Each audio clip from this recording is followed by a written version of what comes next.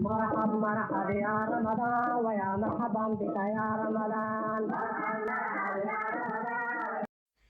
asalaamu calaykum kusoo dhawaada channelkayga Modern Somali Food. taxanihii ramadaanta ayaa inoo socda. maanta waxaan rabaa inaan idinla wadaago cabitaanada ramadaanta sidaan u samaysto, inta iga soo hadha khudaarteedana sida aan u kaydsado ee aan talaagada ugu kaydiyo si ayna iiga xumaanin. maanta waxaan kaloo rabaa inaan idinla wadaago sambuusaha. waxaan anigu sii samaystaa ramadaanta ka hor, talaagadana waan sii geliyaa. qaybtan isticmaalaya mooyaane qaybaha kaloo dhan barafka ayaan geliyaa. sidaan iyadana u sameeyo ayaan rabaa inaan idinla wadaago haddii ilaahay idhaahdo. daqiiqda sambuusaha anigu badanaa ma isticmaalo, daqiiq kaloo ka fudud ayaan isticmaalaa. marka haddii aad channelkayga ku cusub tahay fadlan subscribe ii saar, haddii kalena ehelkaaga iyo asxaabtaada la sii wadaag. marka ugu horeysa waxaan rabaa inaan idin tuso sidaan cabitaanka ramadaanta aan sameynayo, qaarkood aan idinka faa'iideeyo. iminka saad arkaysaan cananaas ama pineapple ayaan xaggan ku hayaa.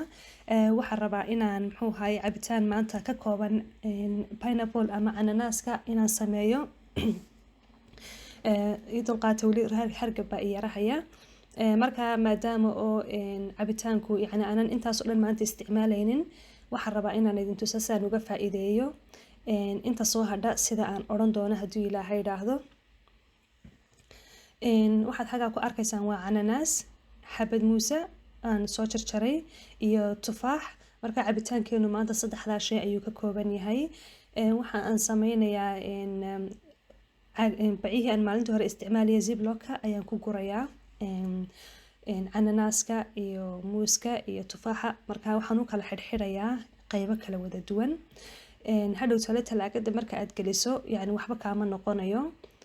maalintaad u baahantay intaad samayso isagoo welibana kuu barfay oo kuu qaboobaaday ayuunbaad radqaysaa afurka ka hor, waxna kaama noqonayo, kaamana xumaanayo.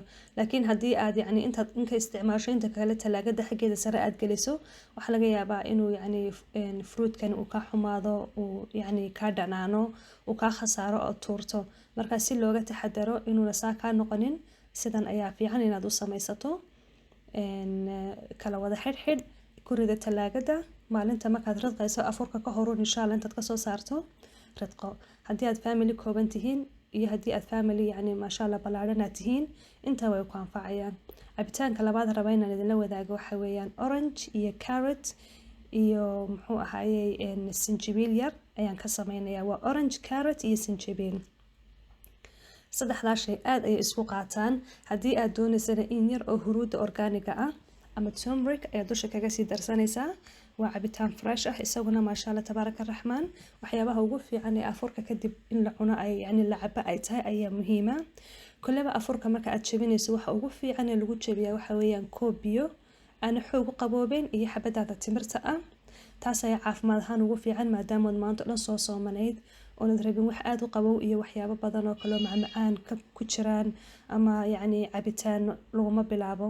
waxa marka ugu horeysa ku bilaabaysaa afurka markaad jabiso waa timir iyo biyo, kadib aad cabitaankaagii iyo waxyaabihii kale soo diyaarsatay ama sambusa ha ahaado ama khudrawaad kale ha ahaado, markaas ayaad cunaysaa haddii ilaahay idhaahdo. marka imika sidaas ayaan usoo kala wada xidhxidhay. waxa aan ku ridayaa talaagada qaybta barafka. maasha Allah tabaaraka raxmaan. waa tusaale ayuun baan idiin tusayaa. cabitaanada noocyada kale aad doonaysaan idinku ama aad jeceshihiin ayaad samaysanaysaa. xabxabkoo kale waa laga faa'iidaystaa bisha barakeysan ramadaan. xabxabku aad ayuu usoo go-aa bishaasi. marka intaad isticmaalayso mooyane inta kale cabitaan ayaad ka dhigan kartaa haddii aanad fresh ahaan u cunaynin oo miiska soo saaranaynin. maalintii koowaad ramadaanta ayaan maanta weeyaan. ilaahay noo barakeeyo, bisheedana ilaahay barwaaqiyo nabad haynagu gaadhsiiyo. marka cabitaankan ayaan maanta kaga soo tuuray, waxaanan jeclaystay inaan idinla wadaago. sidoo kale waxaan rabaa inaan idin tuso sida aan sambuusaha u kaydiyo ama aan talaagada u geliyo. anigu sambuusaha waxaan isticmaalaa daqiiqda la idhaahdo tortilla wrap. duqada sambuusaha waad wada garanaysaan, soo maan intii aan sameynayay maan soo duubin, laakiin daqiiqdan isticmaala waxa weeyaan tortilla wrapka ama wrapka diyaarka ee tortillada ayaan isticmaalaa. sambuusaha aad ayuu ugu fiican yahay. waqtiga ayaa kuu safe garoobaya. intaad daqiiq xashi lahayd fresh ah ood sameyn lahayd waad garanaysaa. sambuusaha qofkii sameeyo unbaa garanaya, waqti badan bay kaa qaadanaysaa. laakiin daqiiqadan waa mid khafiif ah horena waa u bislaataa haddii dadka qaarkood is yiraahdaan malaha marka la shiilo qayrin bay noqonaysaa ma noqonayso waayo waa loo isticmaalo inaad ka samaysato shawarmaha chicken kabaabka warafa aad samaysanayso raabka waa loo isticmaalo marka already way duban tahay way bisashahay wayna jilicsantaho way laabmaysaa sambusa u laabmaysaa wax dhibaato ama yani kugu qabanayso hadhow toolana markaad doonaysa inaad barafka geliso talaagada waxaad u kala xidhxidhaysaa intii aad maalinta isticmaalaysay inay iskugu dhegdhegin marka wax dhibaato ah kuguma qabanayso bilcagsi tanaaba ka fiican oo hadhow markaad shiilaysidna yani saliid badan kaama qaadanayso dhadhankeeduna aad buu u fiican yahay anigu rabadaan iyo rabadaan la-aanba waan isticmaalaa marka iga qabato inaan sambusa sameeyo maalmaha yani guriga la fadhiyo kale waan iska samaystaa xabadiiba 4 xabaa ka samaysmaysa soo muxuu haayay aad ayaan u isticmaalaa anigu daqiiqdan waxyaabo badan baan u isticmaalaa channelkayga qofka ku xidhan un baa garanaya yani shawarmahan u isticmaalaa waxaan u isticmaalaa markaan egg sandwich ka sameynayo iyadoo si yani kala qaab duwan aan u isticmaalayo waad ka heli doontaan channelkayga haddii aad fiidiyoyada hore ku jira soo daawataan haddii ilaahay idhaahdo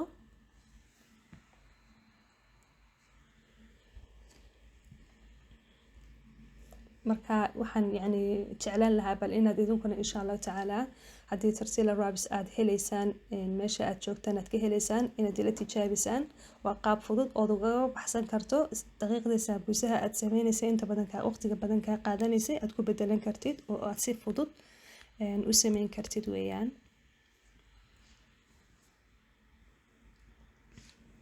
insha Allah tacaala inta lagu guda jiro bisha barakeysan Ramadaan fiidooyo badan oo idin anfici doona ayaan idin soo gelinayaa haddii Ilaahay dhaahdo waxyaabaha ugu horeeyaan sameeyntaana barfin waxa weeyaan in yar oo daqiiq ayaan dusha kaga yara daadiyaa maadaama markii aan laabay daqiiqo yanaan yani mariyay waxaan diiday inay isku dhigdhigto marka daqiiq yar oo qalalan ayaan dusha sa uga daadiyaa waad arkaysaa labada dhinacba waan u rogayaa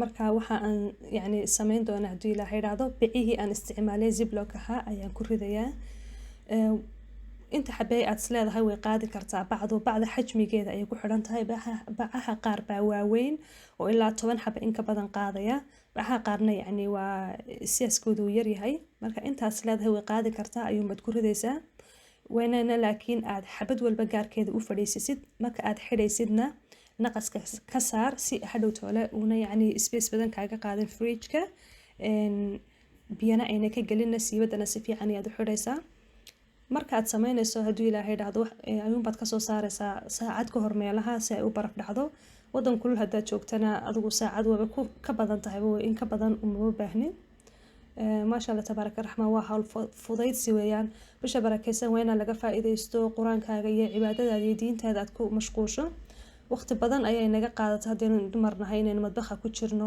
cunto karin un baa laga shaqeeyaa laakiin si kasta oo aad waqtigaaga uga faa'iideysan karto ku hawl fudaydsi dhigan kar yani aad hawl fudaydsi ka dhigan karto waa inaad sameysid marka imika waxaan rabaa inaan idin tuso sambusuhu sida uu soo baxaya marka aad shiisho yani inuu ka duwanaado kii caadiga ahaa freshka laga sameeyay daqiiqda iyo in kale yani indhihiina ayaa idin macallin noqon doona haddii Ilaahay dhahdo idinka ayaa qiimeyn doona balaan wada aragno sida uu soo baxay saad arkaysaan absolutely yani kii la sameeyay oo kale un weeyaan wax aliyaal waxay ku kala duwan yihiin malaha marka haddaad helaysaan daqiiqadan isticmaashid why not waqtigunba ku save garoobaya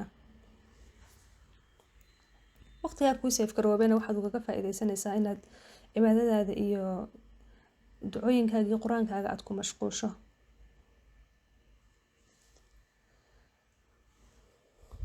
mar walba waxaan jecel inaan idinla wadaago fikrado idin anfici doono oo hawl fudaydsi idin noqon doona maasha Allah quruxdaas ayuu soo baxay marka anigu bisha barakeysan Ramadaan yani sambusaha badan saa uma sii isticmaalno to be honest in yar oo example uma badan samaysanaa waxyaabo badan ee saliida la waan jecelnahay inaan iska ilaalino intii soo hadheena waxa aan gelinayaa talaagada qaybta barafka ayaan gelinayaa maalinta markaan yani afurka diyaarinayo baan saacad ka hor ka soo saaraya ama 2 saacadood maasha Allah tabaaraka raxmaan cabitaanka fudud iyo waxaan idin wadaagay maanta sida aan sambusa u kaydiyo aad iyo aad u mahadsantihiin wassalaamu calaykum waraxmatullaahi wabarakaatu ma jiro hoos ruux u geeya amaba hore kuu kaxeeya naftaada adaa hogaansha adaa haya keenadeeda halkaad u jihayso weeye kun haybood noloshu weeye kun hawlood baa ku xeeran kun bay hakisaa dhalaa